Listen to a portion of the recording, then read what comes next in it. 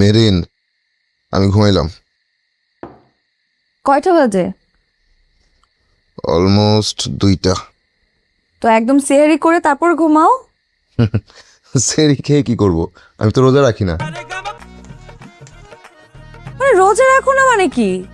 এত বড় একটা ছেলে তুমি বলতেছো রোজা রাখলে সেটা আল্লাহ দেখবে। আল্লাহ কি বলছে? কোনো কিছু না পারলে সেটার জন্য চেষ্টা করতে। তো আমাদের তো চেষ্টা করতে অসুবিধা নেই। চেষ্টা করি কি সব?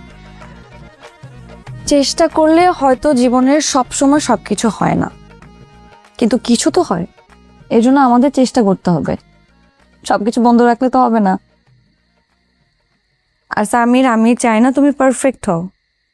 কেউ কখনো কারোর জন্য পারফেক্ট হতে পারে না, কিন্তু শুরুটা তো করতে পারো। এই যে, এখন তুমি কিন্তু আমাকে চাপে ফেলে দিচ্ছ।